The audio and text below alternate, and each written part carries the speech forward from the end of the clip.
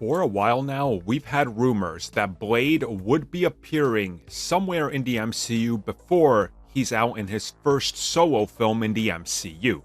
We of course had a brief cameo at the end of the Eternals, but a rumor that's also persisted for well over 2 years now would be Blade appearing in Doctor Strange 2 in the Multiverse of Madness. Now, some people do believe that Wesley Snipes is going to be appearing in the film, and they believe that there is evidence to support this in the trailer.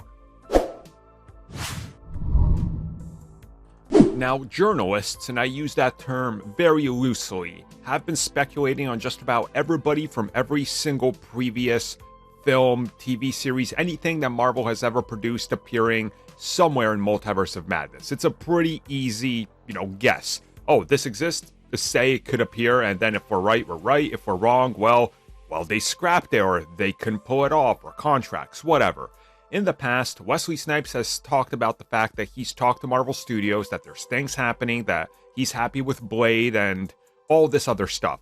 Now, rumor that's persisted for well over 5-6 years now, ever since Blade really came back to Marvel, is that something would happen with Blade. And it's gotten more, rampant in terms of reports because of the whole Multiverse of Madness and, of course, them having a Blade actor now. Now, when the recent trailer hit, most of us kind of looked at it and said, well, okay, the Illuminati's there. All right, we can kind of guess the members.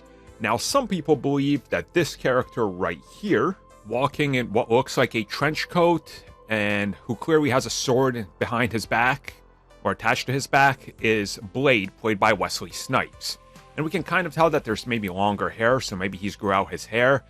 I'm in the firm belief that this is Baron Mordo, because Mordo also has a sword and long hair, as we saw in the trailer. But again, maybe people are just building themselves up. Maybe they're playing off the rumors, and they're willing to say, well, that's possibly Wesley Snipes' Blade, or maybe it is him, or maybe it's fake CG, or maybe we can't really tell who it is, but when it's, the final cut of the film, it will be him. And it could realistically be that.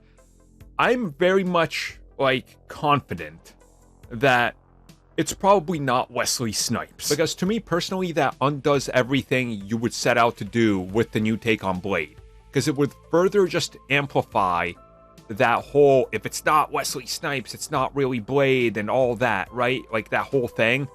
And again, people, I don't think, are ready for that sort of return. Maybe if he appears in the third act, when the portals are opening, they're bringing in random characters, I could see him appearing there.